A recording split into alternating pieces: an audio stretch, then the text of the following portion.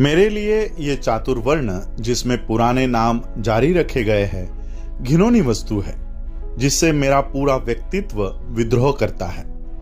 लेकिन मैं ये नहीं चाहता कि मैं केवल भावनाओं के आधार पर चातुर्वर्ण के प्रति आपत्ति प्रकट करूं। इसका विरोध करने के लिए मेरे पास अधिक ठोस कारण है। इस आदर्श की अच्छी जांच परख के बाद मुझे पूरा विश्वास हो गया है कि ये चातुर्वर्ण सामाजिक संगठन प्रणाली के रूप में अव्यवहारिक, घातक और अत्यंत असफल रहा है। व्यवहारिक दृष्टि से भी चातुर्वर्ण से ऐसी अनेक कठिनाइयां उत्पन्न होती है जिन पर इनके समर्थकों ने ध्यान नहीं दिया। जाति का आधारभूत सिद्धांत वर्ण के आधारभूत सिद्धांत से मूल रूप से भिन्न है, और न केवल मूल रूप से भिन्न है बल्कि मूल रूप से परस्पर विरोधी है। पहला सिद्धांत गुण पर आधारित है, लेकिन अगर कोई व्यक्ति गुणों के आधार पर नहीं बल्कि जन्म के आधार पर ऊंची हैसियत पा जाए तो आप उसे कैसे उस जगह से हटने के लिए बाध्य करेंगे? आप लोगों को इस बात के लिए कैसे बाध्य करेंगे कि वे उस व्यक्ति को, जिसकी भले ही जन्म के आधार पर हैसियत निम्न स्तर की रही हो, उसे उसके गुण के आधार पर प्रतिष्ठा प्रदान करे? उसके उद्देश्य से वर्ण व्यवस्था की स्थापना के लिए पहले जाति प्रथा को समाप्त करना होगा। लेकिन ऐसा कैसे किया जाए? जन्म के आधार पर बनी 4000 जातियों को मात्र 4 वर्गों में किस तरह परिवर्तित किया जा सकता है? चातुर्वर्ण के समर्थकों को सबसे पहले इस कठिनाई का समाधान ढूंढना होगा। साथ ही यदि चातुर्वर्ण के समर्थक चातुर्वर्ण की स्थापना की सफलता चाहते हैं तो उन्हें एक अन्य कठिनाई का भी समाधान ढूंढना होगा। चातुर्वर्ण के सिद्धांत में यह पूर्व कल्पना है कि लोगों को 4 निश्चित वर्गों में बांटा जा सकता है। क्या यह संभव है? इस दृष्टि से चातुर्वर्ण प्लेटो के आदर्श की तरह ही दिखाई देता है, जैसा कि आगे बताया गया है।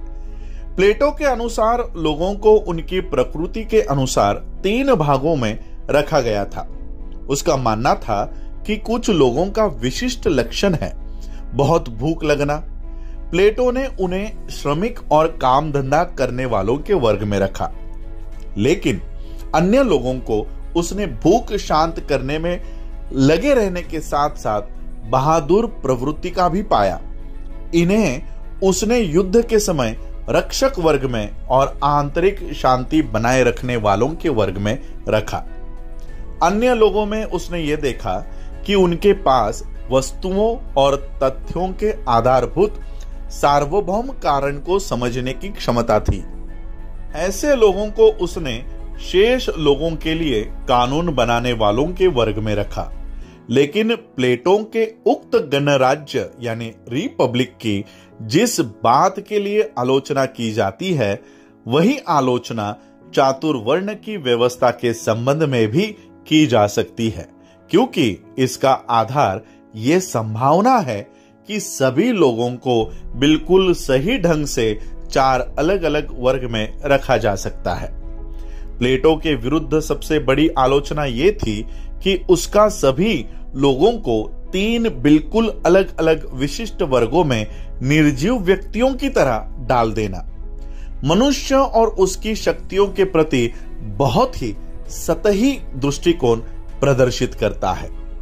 प्लेटो को इस बात का सम्यक ज्ञान नहीं था कि प्रत्येक व्यक्ति की अपनी विशिष्टता होती है, वह 100% औरों की तरह नहीं होता, और प्रत्येक व्यक्ति का अपना वर्ग अलग ही होता है। वह इस तथ्य को पहचान नहीं पाया कि एक ही व्यक्ति की सक्रिय प्रवृत्तियों में अनंत विविधता हो सकती है, या उसमें प्रवृत्तियों के असंख्य योग हो सकते हैं।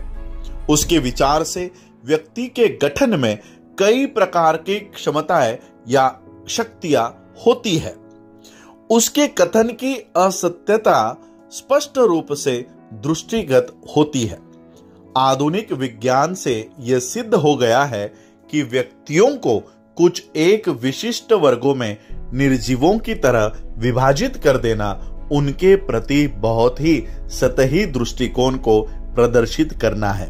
वस्तुतः ये विचार इस योग्य भी नहीं है कि इस पर विशेष ध्यान दिया जाए। इस कारण अगर हमें व्यक्तियों के गुणों का उपयोग करना है तो उनका वर्गों में विभाजन पूर्णतः असंगत होगा, क्योंकि व्यक्तियों के गुण या विशेषताएं अति विविध प्रकार की होती है। इसलिए जिस कारण से प्लेटो के गणराज्य की कल्पना असफल सिद्ध हुई, उसी कारण चातुर्वर्ण भी असफल होगा। अर्थात व्यक्तियों को एक वर्ग या दूसरे वर्ग का मानकर उन्हें अलग अलग खानों में बांटना संभव नहीं है। लोगों को बिल्कुल सही तौर पर 4 निश्चित वर्गों में बांटना इसलिए भी असंभव है कि यह सिद्ध है कि पहले जो 4 वर्ग थे वे अब स्वयं 4000 जातियों में बढ़ गए हैं। चातुर्वर्ण की स्थापना के मार्ग में एक तीसरी कठिनाई भी है। अगर चातुर्वर्ण व्यवस्था स्थापित हो भी जाए तो उसे किस तरह बनाए रखा जा सकता है? चातुर्वर्ण की सफलता की एक महत्वपूर्ण आवश्यकता यह है कि एक दंड पद्धति भी रहे। दंड विधान के जरिए इस व्यवस्था को जारी रखे। चातुर्वर्ण को तोड़ने वालों से निपटने की समस्या इसमें लगातार आती रहेगी। अगर इस व्यवस्था को तोड़ने पर दंड का विधान न हो तो लोगों को उनके अपने अपने वर्ग में बांधे रखना संभव नहीं होगा। पूरी पद्धति छिन्न भिन्न हो जाएगी, क्योंकि यह वर्गीकरण मानव प्रकृति के अनुकूल नहीं है। चातुर्वर्ण अपनी अंतर्निहित अच्छाई के आधार पर ही बना नहीं रह सकता।